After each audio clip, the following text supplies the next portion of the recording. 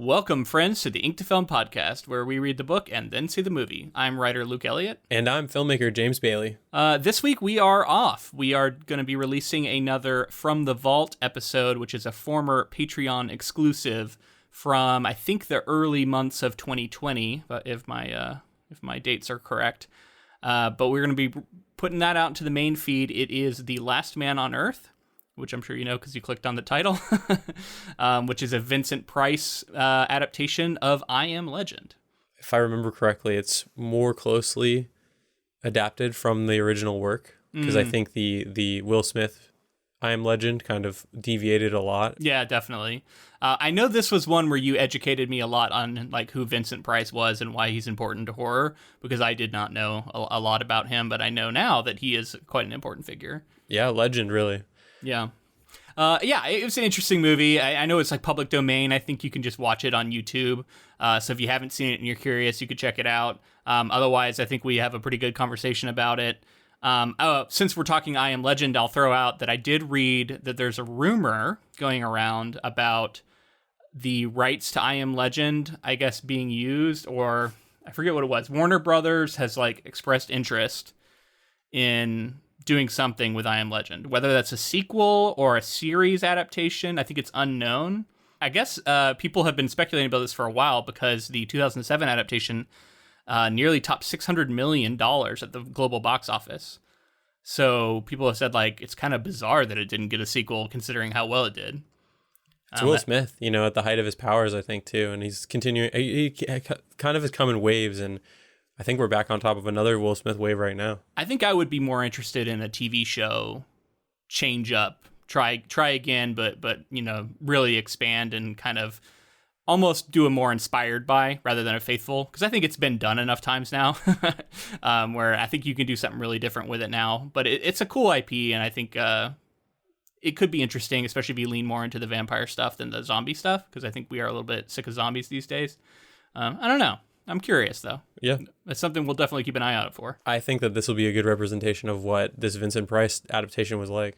And if you like the sound of this, we are going to be recording another bonus episode. We do them monthly. We're about to record this month's. We watched the Wheel of Time Winter Dragon pilot that came out a little while ago. We haven't even talked about it yet, but we're going to, and that'll be this month's Patreon episode. So if you'd like to get the new one and hear us talk about that, check our Patreon out. And there's all kinds of episodes like the one you're about to hear on there that have not been released yet. All right, well, enjoy this previously unreleased From the Vault episode. We are watching, or we did watch, The Last Man on Earth, which was a 1964 adaptation of I Am Legend by Richard Matheson, something we covered on the main podcast pretty recently. This is an old black and white movie that is public domain, so you can watch it on YouTube if you want to check it out. You also can skip around on it if you don't feel like watching the whole thing, just to see, kind of get a taste for what we're talking about. Otherwise, we're just going to describe it, so enjoy. I think this was a cool kind of piece of horror history. Vincent Price, the main actor, is kind of a legend within horror movies, and just honestly, he had an extremely prolific career that spanned decades and decades and decades. So it was cool to kind of dig into this 60s pre Night of the Living Dead sort of zombie vampire movie. Yeah, I looked it up because I was curious where it fell, and I saw that Night of the Living Dead came out 4 years later. So I was a little shocked to see that, because these are zombies, I mean, they're kind of vampiric, I guess, but they behave like zombies. They look kind of like zombies. So yeah, as far as like horror cinema history, I think this is kind of an important movie. But on the other hand, I don't know that it's that good. I struggle a little bit with older movies because there's a lot of things that are incredibly dated that were commonplace for the time, but are tough for me as a modern viewer. I don't know. I feel like you watch a lot more older films than I do, especially like black and white films. You've probably seen a lot more than I have. How does this stack up to other movies of this era? So I mean, I think with modern sensibilities, it's tough with movies like this sometimes, because pacing was different in the 60s. And the late 60s is a different ball game than the early 60s. Like you're at a time when it's movie studios and movies in general are made a certain way. Performances, there's a certain like drama to their performances, and like I can that's why I can understand like someone who doesn't watch a lot of older films. I think part of it for me was I watched a lot growing up too, so it was like kind of ingrained in me early on. And I think it's like you kind of have to, you don't have to separate the two, but it is very clearly within its own sort of era. It's a movie of its era. I don't think it's tough because I feel like there was a want to do a lot of narration and make sure that everybody was following along with everything that was going on in the movie. Yeah. And make sure that everything was very well sort of gestured so that people could understand like what was happening. And it's not a ton of like subtlety to the filmmaking here. It's kind of in the performance if there's subtlety. It's up to the actor to kind of carry the movie.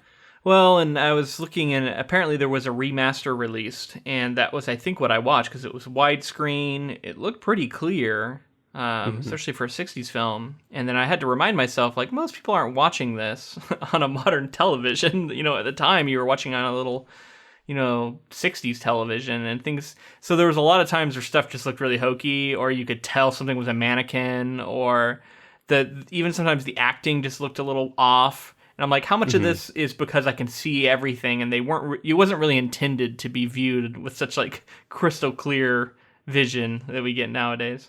Yeah, I will say like that's the advantage to the fact that everything was shot on film for a long time, because film is film. Like film projected is always going to look like film.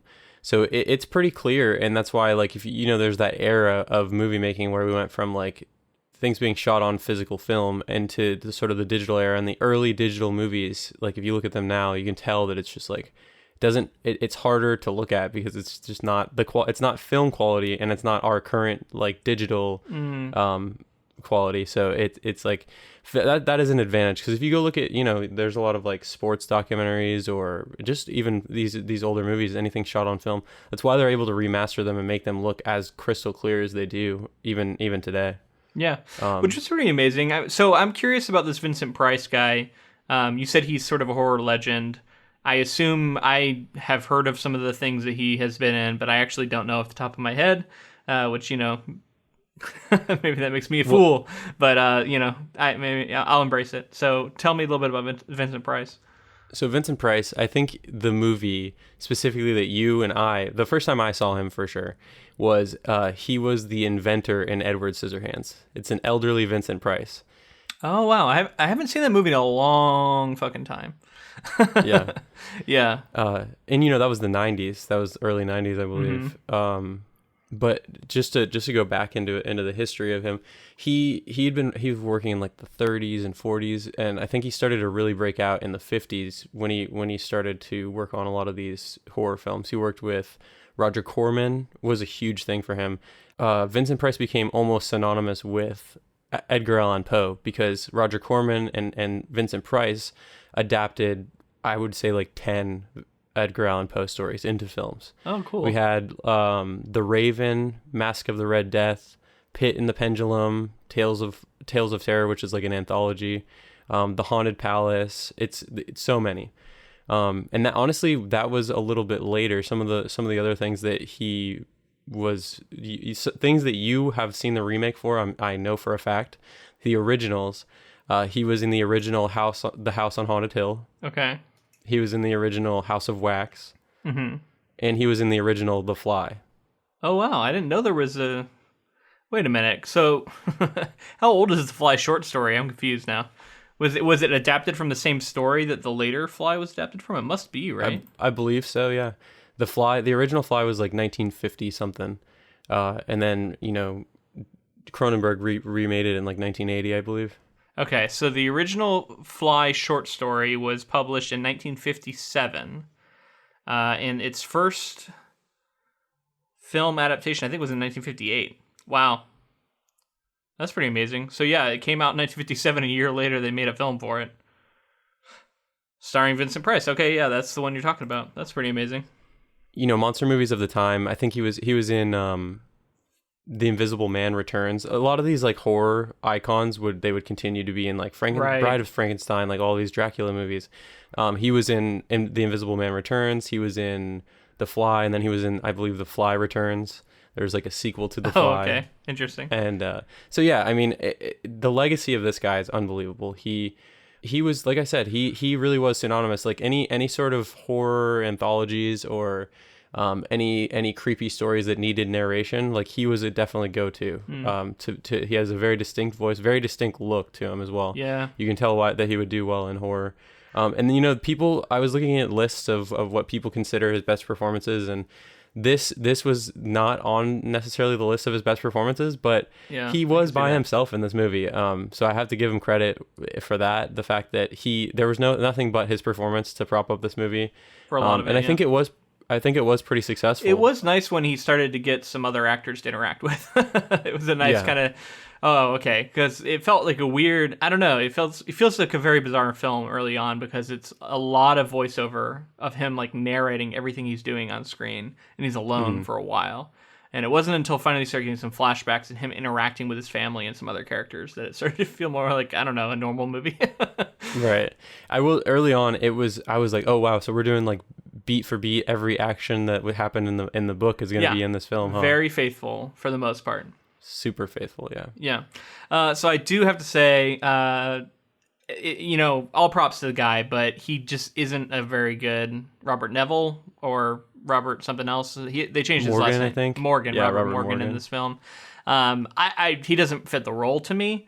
It feels like he was miscast. I also read a quote later from Matheson who said as much.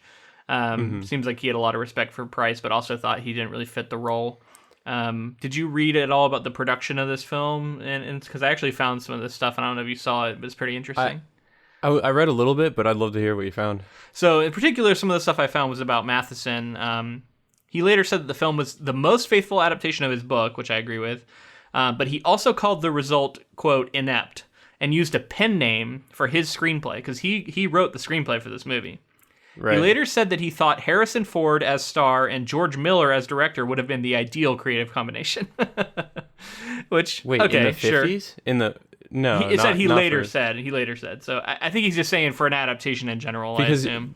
I assume, yeah, at that point, the Omega Man, the other adaptation of this work had come out, and he was like, all right, to get the perfect duo, it would be George Miller and Harrison Ford, which, I mean, come on, that'd be awesome. Yeah, makes sense. So among the film's creators, Price, quote, had a certain fondness for the film, but felt it was better than Omega Man. Richard Matheson was unhappy with the results. To keep receiving residual income, he had to be credited, so he used the name Logan Swanson, which was a combination of his wife's mother's maiden name and his mother's maiden name. Matheson said, "I was disappointed in the film, even though they more or less followed my story. I think Vincent Price, whom I love, and every one of his pictures that I wrote, was miscast. I also felt that the direction was kind of poor. I just didn't care for it." So I think that's interesting. I was looking, and it looks like it was not loved when it came out, but has since gone on to be respected as sort of groundbreaking, I think, and sort of ahead of its time in some ways. Right. It was filmed in Rome for a fairly low budget. I was also seeing, which I think kind of shows in some of these scenes. Although not terrible, it looked okay, especially for its era. But yeah, I mean, the movie has an interesting sort of tale to it because it is. I feel like people didn't really like it that much at the time, but it's like through the lens of time, we're looking back at it and giving it like bonus points for being innovative. Yeah, I think I'm not rushing out to tell everybody to watch this. I'll definitely say that. But knowing a lot about Vincent Price, knowing about this is a pre George Romero Night of the Living Dead era of like creatures in a film like this. You have to look at it and just think like how it could have shaped. Because I have a feeling Romero knew this story, I Am Legend, in some way. Had to have known it, and maybe even saw this movie and was influenced. No, he did. We talked about that in our coverage. He had said that he was influenced by it. Yeah. And maybe even saw this movie and realized that like he liked the slow moving sort of zombie nature of these creatures. I think it's also, you have somebody like Vincent Price who's just a legend in film, and you want to see everything he ever did. This is definitely a little section of what he did, and Right. It's, like I said, I'm not rushing out to tell everybody about it, but if you're like a Vincent Price fan, if you want to put this in like historical horror film context, I Right. think it's definitely worth checking out. Yeah, and if you want to see what a fairly faithful representation might look like, this is as close as we get as far as like beat for beat for the novel. There's a couple of changes at the end, but I mean, for the most part, it's pretty dang close. So there is one thing that kept happening in this movie, and it feels so 60s or black and white film to me. I don't know what it is, but what was the obsession with having the main male character grab a woman by the shoulders and shake her and be like, Yeah. "Oh, I'm going to tell you something," and then her be like, "Ah, ah." Like, I don't know what is happening, but I feel like it's such a 60s and 50s thing. Like, I've seen it so many times. They keep going back to the well in this movie. They keep doing it over and over again. He'll just grab her by the shoulders and shake her. It's so weird. It's very like film noir. I would definitely say like 40s and 50s. Like, Yeah. come here, woman, and listen to me, and Yeah. like, don't you see? It's like, I'm not going to hit you, but I am going to shake you. Like, 'cause I got to shake some sense into you dramatic, or something. and it's like dramatic, very like without physical like hitting. It's like as much as you could do. It's like ooh, walking he's the grabbing line her, of like physical aggression, and But also the way that the women react is always the same. Is the thing that makes it really weird. It's always very like loose, and they're just trying to like look away, and they're like, oh, right. I don't know. Like it's I was very saying weird. before, I think a lot of early film was super influenced by theater. And I think like that's probably over very dramatic theatrical, things that you see in early films, I think could probably, it's like it was done that way for a long time, and until somebody breaks the mold, that's kind of how it's done. So a lot of times when I see any of that sort of, any of the stuff that you would see today and just be like, that was really weird. You have to, I always assume like these are probably stage trained actors that are sort of leaning on those. Because a lot of the stuff that happens in this movie felt like an actor on a stage. Like it was stagey in some ways, in the way he would deliver his lines, which I can see that maybe coming down to the direction, like Matheson pointed out, because it seemed like that's what the director wanted, was sort of this stagey feel. Because, I mean, just he was very over the top. It didn't feel like authentic reactions that a human would have a lot of the times. It felt very directed and I don't know, like a performance, I guess. And it's never good when you're very aware that you're watching a performance. You don't get to suspend that disbelief at all. So, talking about miscast, Vincent Price being potentially miscast, do you think that so the sort of survivor sense of him that you didn't buy and I didn't buy as well, but I was wondering how you felt about him, the scientist in the lab. Like, oh yeah, no, that was the best. He works as a scientist, but he doesn't work as this like gruff survivalist who is out there staking people every day and has become like this horror that people are afraid of because he's out there killing all, not people, the other vampire, whatever you would call them, people who are like have been infected but are treating it. They're all terrified of him, and I'm like, really, this guy? And he just doesn't seem like he's very frightening. And there are times where like was it Ruth? She like runs away from him and he goes running after her, and I was like, she could easily get away from him. This guy's not running very fast. Yeah. Like he's doing kind of like a slow jog, not athletic at all. Clearly a drinker. Yeah. He's like he's not like exercising every day or anything. Well, he's also like super thin. Like this guy's not built at all. He's not imposing in any way. So I could see like he would work as like a vampire or a creature. He would work as like you said, a scientist, or I can just see lots of roles. A lot of his roles are like psychological, like in like House on Haunted Hill. It's like the idea of someone inviting everyone to the house, and he's kind of a spooky overseer, like kind of guy, that kind of thing. Yeah, like he's not going to be like physically doing stuff, but he's creepy, right? Yeah, his voice sounds like that. It doesn't sound like what I would expect Robert Neville to sound like, personally. So I can see some of the issues with that. Cropping up, but what were your thoughts on the film in general? I feel like I've hit you with a bunch of mine, but I want to know what you thought of it. I mean, I think you're hitting on a lot of what I was feeling. I think I appreciated the movie a little more just because I realized going in like this is a Vincent Price film that I'd never seen, so I was excited to see that. There were a few times where I was like, wow, this isn't his best, but it was, and with the cultural context of what's going on right now, like we talked about so Yeah. many times in our main feed episode, it's just tough to think like this stuff is really going on right now. And, the idea that like we're hunkered down in our homes and, we have to venture out sometimes for supplies, and like these are things that we're living through a little bit. So even for a movie that came out in the 60s and, the story predicted it, but just to watch a movie of something that's seemingly predicting a viral outbreak in the same, maybe much more severe way, but it's something that we can draw parallels to what's going on right now. Absolutely. It's like I couldn't stop thinking about it. It's the headline they were looking at was like European virus spread on the wind or something, which like you always hear about like how airborne something is. And I mean, clearly they didn't understand viruses as well back then, but I was surprised by how much it seems like they did understand. He's a scientist. He's looking at it under a microscope and talking about the virus. So again, you get that modern horror, which we talked about on our main coverage. This is like one of the first modern horror novels, and it's linked to science so closely, which I think is one of the things that makes it enduring. And I can see Price being cast for that scientist part of the character, maybe. I don't know. Or maybe they just were happy they could get a big name at the time, so they went with it. Yeah. I mean, massive name in horror for sure. Also, this guy reminds me a little bit of my grandfather, and I don't know why.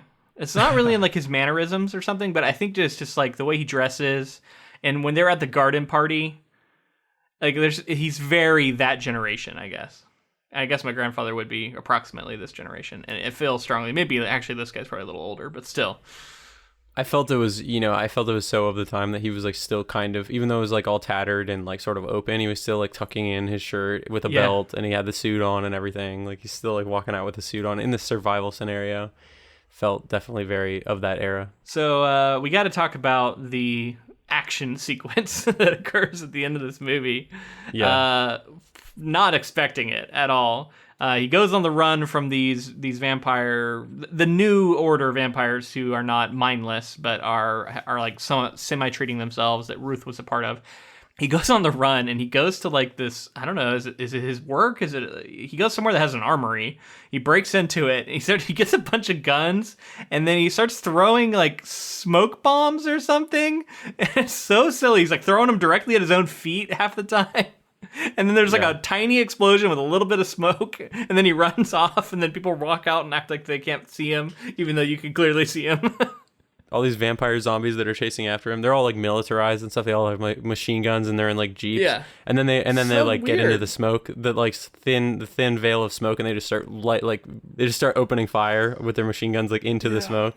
God, I was not expecting this movie to have this sequence, and there's they're firing blanks or something. It seems like they're firing something, and they're throwing smoke bombs, and Vincent Price is like doing his slow moving, non-athletic action hero routine. It's very weird, and seeing him firing guns and stuff. I don't know.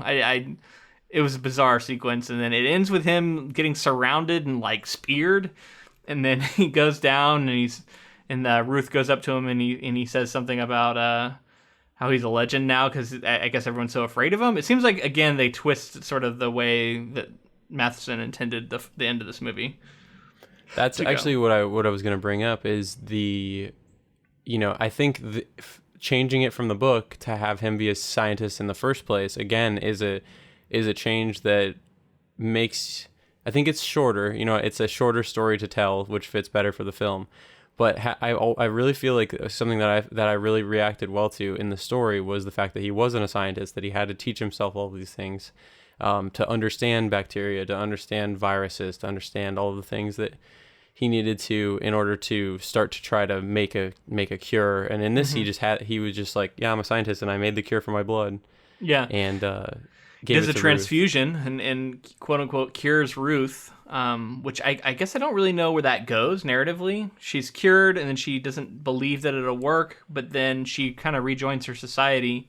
Well, I think at the end when she's like walking, it says the end, and she's like walking away from all of those. I think we're supposed to think that she has been cured and she's now a human being again. Okay. And she's realizing that like the only safe thing to do is just like walk up to the baby and sort of say like it's gonna be okay and all that stuff, and still make everyone think that she's a part of their society and that she's still like a vampire. And I don't know if that's like something she could be somehow found out when it's clear that she's not. But why were all the women and children there at the end? Why did they all start like walking after him? It was like a church, right? Yeah. Yeah. Not sure. But he had to die in a church because like that the symbolism, I'm assuming. And he was like speared and like fell. He had like sort of like a Julius Caesar moment like on the stairs. Yeah, it felt like not quite being betrayed or anything like that, but he's like, he's like sprawled out on the stairs with like a spear through him, kind of just saying like he's the last man and they were all freaks and everything for being mutations and all that.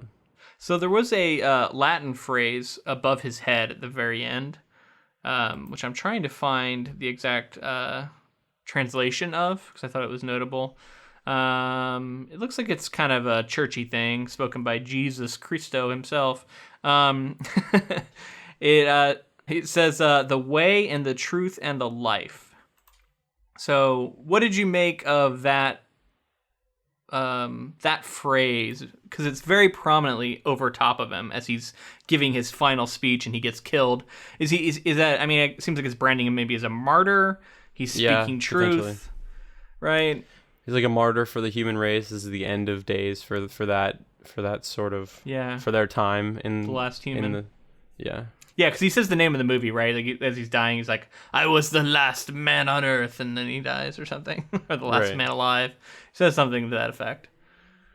Yeah, I don't know. It seems like it was trying to go for something that I guess kind of worked, but mostly didn't to me. Yeah, I mean, I think it's clear that with Matheson writing the screenplay and then not actually wanting his name associated with it and saying later that he felt the direction kind of let him down and just didn't really live up to the story that he wanted is, if we've read the story, we've seen multiple versions of it now, we can kind of see that this isn't exactly like the perfect, it hasn't been pulled off to the point that we're like, oh, wow, this is, it's a very accurate depiction. It's a very accurate sort of faithful adaptation, but at the same time it doesn't get to like the core of, it doesn't hit as hard as the story did in the novel. Okay, yeah, I and then again and I didn't think that the novel was like absolutely 100% amazing in every way, but I do think that it had a little more sort of subtext and substance there compared to this film. So we have a little time here at the end of the episode. I thought it might be fun to talk about, like, now that we've seen a few adaptations of this novel, what was some of your favorite choices we've seen, and then like if you were going to try and adapt this yourself, what do you think are like the core things that you'd want to have in your adaptation versus the things that you think you could change to either improve it or to work better in film? I know I'm hitting you out of the blue here, but it's tough because I think I Am Legend, the film that we watched, had a lot of good things in it, as we noted. I think you have sort of you fix the creatures and make it less of maybe make it a little more faithful to Matheson's original material and not have them be sort of the generic sort of fast moving zombie creatures.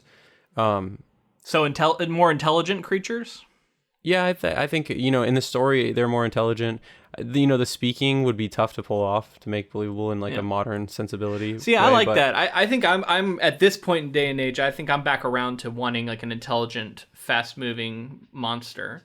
I actually really liked the idea when I first read the novel of these vampires taunting him. I do believe that you would have to do a lot more to sell me on him being able to keep them out of his house. So I'd like to see a more heavily fortified position, whether it's even a house or something else. I don't know. So you didn't feel like I Am Legend had enough of like a bunker feel? Like you didn't think that it was like feasible in because he's living in the middle of like New York City? You're talking about the movie? In the movie, yeah. Yeah, so the movie, it was okay because it felt like they didn't know he was there, and those ones weren't as intelligent. I'm saying I like the more intelligent version, but the more intelligence you grant to the monster, the less I will buy that they're being kept out by a big door. Or, you know what I mean? Or some garlic strung on a hook. Like, they're going to find smart ways to get around it. So I feel like you'd have to raise the level of defensiveness. But I think that could be cool, right? Like, actually make it like a really clever way to keep them out. But yeah, I like the idea of these vampires. I don't know. I think that to me is something that's lost in all these adaptations where they become much more like zombies. Yeah. I think this movie did not do a great job of showing like a feasible bunker that that the Yeah, creatures no, are not going at to be able to all. get into. The windows, like there's like 4 boards per window, and like you could reach your entire body through it if you wanted to. Yeah. He basically just chops out of the fact that they're like animals and they can't figure it out and they can't Well, get they're in. dumb. He says they're dumb and slow moving, which helped a little bit because the couple of times he fought them, he'd wade into a group of about 15 of them and just kind of shove them over and then run Yeah. past, and it looked so silly. And I was Right. like, are these supposed to be dangerous? Because they don't seem dangerous to me right now. Yeah, so my thing with like the super fast moving, like almost like your World War Z type zombie, like horde Right. waves of Yeah, I don't stuff, like that either. That becomes too much for me as well. So, and that's not saying like anything against World War Z necessarily. I'm just saying like that idea to always, I don't know that's necessarily the best version. You probably won't be surprised to hear that is a change from the novel of World War Z. That was a film invention. Yeah, I didn't know that because I hadn't read the book, but Yeah, we'll get to that one eventually one day. It's actually a pretty fascinating zombie novel. So not to derail us, but I'm excited to cover that at some point with you. I do think there's like a happy medium here somewhere. I think that you can have them be intelligent and fast enough and smart enough to make them, to build tension and to make them seem actually intimidating, while also, like you said, kind of leaning into the bunker aspects and. Right. Yeah, you can't go too intelligence. I agree, because like you can't have like, what's his name, Vampire Bill from True Blood out there. Like you can't have somebody like that, like just a person. You know what I mean? Like you can't have that kind of vampire. So I still think you got to make it monstrous, and some of that humanity has to be gone, and definitely a little bit more of that like primal drive, to consume. But I love the idea of them being able to talk. And talk to each other and talk to our protagonist. I think that makes for some really interesting tension. And it can also just give them character so that you can lean. Well, that's into the that thing, as well. right? Because otherwise they're just this monolith of just like the baddies, rather than like having some character to them. Yeah, because then you take the neighbor character and you can really develop him into something interesting. Yeah, and I think the other thing that I really liked, like I talked about, is. This movie that we just watched, The Last Man on Earth, spent a lot of time in flashback to give us a lot, like honestly, probably a third of the movie was in flashback. Yeah. To show us like the build up and everything that happened, and I like that. But I also think like I would have tried to use that time to also build in him, as his family's getting sick and things like that. If he wasn't a scientist. I love the idea of him not being a scientist and having to use the resources that were available at libraries and things like that to sort of build up his knowledge as his family's getting sick. And then that gives him sort of an arc to like go from your everyday man to literally being almost a scientist. And that gives him this like survivor scientist thing. Yeah, because you're talking about an arc where a man turns to science for answers and finds them. Which is a thing. I like that. That sounds like a story I would want to tell. Even if it doesn't necessarily solve all of his problems, he understands more about his situation. He gains knowledge. And yeah, I definitely like that part of it. The other thing, we got to figure out what to do with this dog, because it slays me every time. Is there any way we save the dog, or does the dog have to die in every version of the story? To be honest with you, that's the part that people talk about, right? Yeah. So if he wants, like, I mean, it's memorable, it's tough. I don't know if it's even honestly pulled off as well as I would have liked to have seen it in the original novel or in this version of it. I think I liked, if we were going to pick a dog that I like the most, it's the I Am Legend version of the dog, where, there's a lot of time spent building, showing that there's a bond there, and sort of then it's the losing the dog has even more weight. Yeah, but the movie goes downhill in a hurry after that dog dies, and the character of Robert Neville is way more likable when he has the dog. So that's the trade-off of making it so much more of an integrated part. I think if you're going that route, you can't kill the dog. If you're gonna kill the dog, I think you have to do more like what this movie did, which was like he met the dog briefly. He had a moment where he felt like, I'm gonna have a companion. And then he found out that it was infected and had to die. A very cute dog, by the way, in this movie too. So again, it got me. But like, I think if you're gonna have the dog die, you got to go that route, because I know a lot of people. And this is something I don't know how much we touched on the main coverage or not, but a lot of people hated that the dog died in this movie, and we're just like, fuck this movie. Like, right. And there's a long-standing history of like, there's whole websites devoted to does the dog die? And like people will not watch movies if it happens. And I'm not necessarily saying that. I'm saying people talk about it. I'm not saying it necessarily a good way. I think they talk about it. It can be used as like a cheap shot. It can be used as like you want emotional weight in the story, so we're going to kill the dog, and everybody's going to be affected by that. So I'm not necessarily saying it'd be great, but I also think what's the version of the story where we see sort of the dog out on its own trying to survive after he's died, because I think he dies in all versions of this story. That's true. To continue the legend. Well, and that's what I was going to say. I feel like if you move the dog's demise towards the end and you have it maybe be more implied instead of shown, that could help a little bit with it. If he goes, I don't know. There's probably ways to do it. It's tough though. Like you said, there is something to be said for like it is an essential part of this story because it's taking away one of the things he holds dear. Which is important for his character sort of falling apart at the end. So yeah, that's one of the things. I guess I sympathize with some of the struggles adapting this book because there are some things you gotta weigh and you gotta figure out how you're gonna portray them that are tough. What about Ruth versus I can't remember the name of the character in I Am Legend the film, but like this different version of the woman he interacts with. I know you also mixed on just Ruth in the novel in general. Yeah. Do you have a preference for how stuff plays out, or do you have an idea for something better than all of it? Yeah, I don't know. I feel like honestly, what's wild is that maybe the worst version of like the Ruth character is in the I Am Legend version that we got. Yeah. Because it just completely doesn't fit, because there's no like ulterior motive to that character. It just shows up to be sort of at risk, and then this version is more close to the novel version, but I think still both like I just didn't really feel the payoff of introducing Ruth and then showing the society that like she is a part of, and it just I think in all versions, like this sort of adding of Ruth and the society the payoff doesn't fit like the setup to me still. So all right, so here we go. I'm saying faithfulness not super important for my adaptation of this movie. I think you have the intelligent monsters, but still bestial, still terrifying, maybe even more terrifying than we've seen yet. And then I think I proposed this in our I Am Legend film episode, but a version of Ruth that is a hard-boiled survivor that he encounters, who is a house open out there, finding ways by. But one of the things I like about Ruth from the book is that she is sort of one of them and not one of them in a way. So I think you take that character and you make her have some sort of hybridization going on, where she is like partly vampiric, part of this other group, but partly human, and she hides that part of herself from Robert until it comes out. She still have the drama of him finding out that she is something else. She's not human exactly like him. She is like been changed in some way.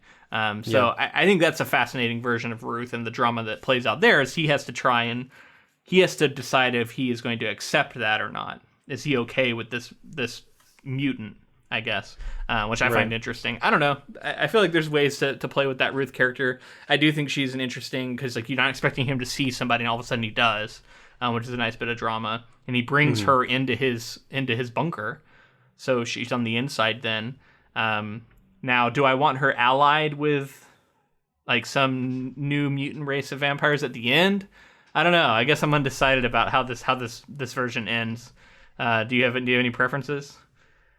Do you want to see him fight back the disease and, kind of like the more hopeful ending we got from I Am Legend, the film? Or do you want to see him get killed and be a martyr and the last human dying like we got in this one? I think he dies. I think he has to die. And I like the idea of if like take the I Am Legend version where he's able to give the Ruth character, in that case I can't remember her character's name in the movie, but give her the sort of cure if he is able to find something like that. And have her maybe like escape this organization of people who are chasing after her, or the zombies, or whoever it is. Like in whatever version, she maybe, if she is this like hard-boiled survivor, maybe she gets away with the cure, and then like we're left to think like maybe she'll be able to use the cure and like or maybe the cure is her hybridization. Yeah, like that's a he's good able to point. determine that this is the way to go. Like we have to hybridize with the virus. Right. And he dies getting her out of there Yeah. with the cure. Like she has the cure. In a similar way to kind of, I guess, the more hopeful ending in I Am Legend. Yeah, similar but different because you're still not returning back to unchanged. I liked the idea of like a new world order, a new world of these other creatures that you get from the book, and I think you would maintain that spirit if you would go with the sort of like mutant version. But you would get it's kind of you getting a bit of both because it's better than the like evil animalistic monsters that we're seeing. It's this other thing where you are still mostly human, but maybe there's just a few things that are different about you that he would have learned through his interactions with her. So okay, Yep. there we go. I think we've got it, man. All right, let's pitch it. Sounds good. All right, that's going to be good for, I think, for our bonus episode. We like doing these little adaptation adjacent things. Maybe we'll do Omega Man at some point, just to round it out. Probably not a pressing one, but maybe it'll be on the list for if we start running low. It could be one we could do, or if people want it, let us know. If we ever hear multiple people saying, "Hey, we want this thing," then it's going to go shoot up the list for our patrons in particular. If you guys are curious about this stuff, so let us know. Yeah. If you have any other adaptation adjacent or other alternate adaptations for anything we've covered that you would like to hear in these bonus episodes, we're always open to that. Definitely, and I'm sure at some point we'll revisit Vincent Price and maybe a better performance because he's got all those Edgar Allan Poe adaptations. Yeah. He's got. I would love to cover some Poe. We haven't done that yet. Yeah, and so, I think we would definitely do Cronenberg's The Fly, but that would mean that Vincent Price's version could be a bonus episode. Absolutely, it's on the table as a bonus. That's a good point, and I think I need to not jump to any conclusions about this guy because I think there are clearly better Vincent Price movies that I should watch. Other than this, because this is, I think, the first one I've actually seen. You should go check out the scene from Edward Scissorhands just to remind yourself and be like, yeah, it's totally him, because he's much, much older, obviously, than what we see here. I've definitely seen that movie, but man, I don't remember it. Yeah, very little. Cool. All right, this was fun. Until next time. Thanks for listening.